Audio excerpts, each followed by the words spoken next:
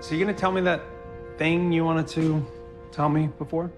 Be the first to know the latest updates, breaking news, and mind-blowing insights about your favorite movies. Subscribe now and become a true movie spy. Time travel complicated, but I'm in a relationship.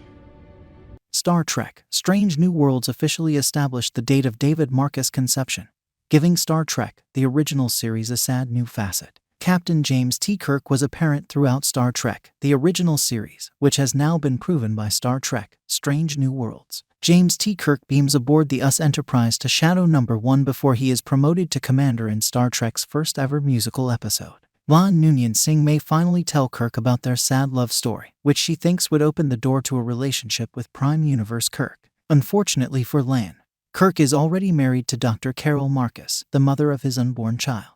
In Star Trek II: The Wrath of Khan, Dr. Carol Marcus and her son David Marcus made their debuts. The musical episode of Star Trek: Strange New Worlds has now explicitly stated that Kirk and Carol were romantically involved at some point before he became commanding officer of the USS Enterprise. The revelation, which was always anticipated, sheds fresh and devastating light on Kirk's amorous adventures in Star Trek, the original series. The information Kirk revealed regarding Carol and the unborn David Marcus also gives Paul Wesley some stirring material to play in upcoming Strange New Worlds episodes. Carol Marcus and Kirk's son David are confirmed by Strange New Worlds. Merritt Butrick portrays David Marcus. Carol Marcus is played by Bibi Bish, and Paul Wesley is Kirk. David Marcus was born in late 2259 or early 2260, according to the musical episode Subspace Rhapsody from Star Trek: Strange New Worlds, which takes place 7 years before Star Trek, the original series. This closely corresponds to Merritt Butrick's real-life age in The Wrath of Khan,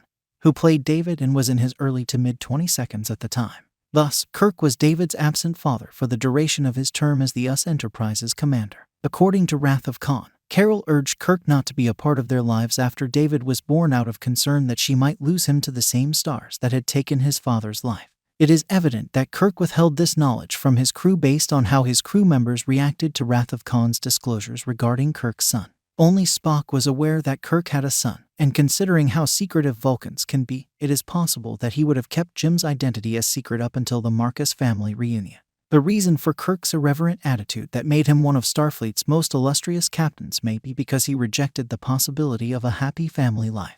The Wrath of Khan, however, makes it apparent that he ultimately regretted his choice to abandon Carol and David back in the 1960s. In Star Trek: Strange New Worlds, will Carol Marcus make an appearance? Star Trek Kirk mother Winona Carol Marcus SNW future episodes of Strange New Worlds will probably prepare viewers for The Wrath of Khan and the information it contains regarding Carol and David Marcus. The fact that Kirk refers to Carol as a sometimes girlfriend in Subspace Rhapsody is revealing and suggests that their inevitable separation is just around the corner. This will probably be further explored in Strange New Worlds Season 3, which will show the crucial moment when Kirk decided not to actively participate in David's upbringing. Given that Captain Spock appears to be the only member of the Enterprise crew to be aware of Kirk's son and Khan, this may also be the reason why Kirk and Spock are bonded for life. It seems probable that Carol Marcus would show up at some point in Star Trek: Strange New Worlds, given Kirk's assertion that Carol and Lan would get along.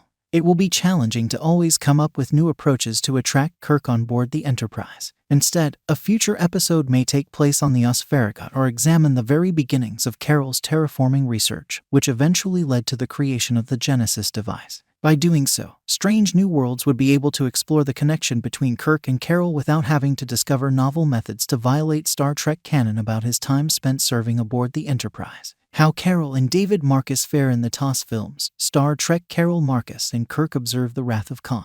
The Genesis device from Star Trek was made by Carol and David Marcus and subsequently taken and used by Khan Noonien-Singh in Star Trek II. Although Kirk and his son were reunited in The Wrath of Khan, their reunion would be cruelly cut short in the very following film.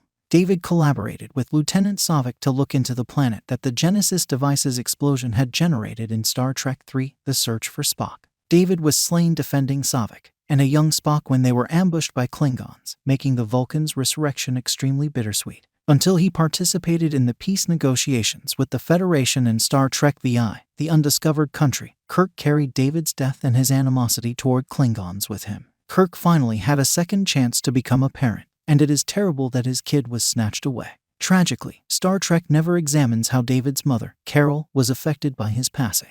Perhaps Star Trek: Strange New Worlds can further explore Carol Marcus and David's bond by including the young child. Stay tuned, because we have a mission to uncover the most enigmatic film secrets ever created. Remember, with Movie Spy, the truth is just one click away. Thanks for watching.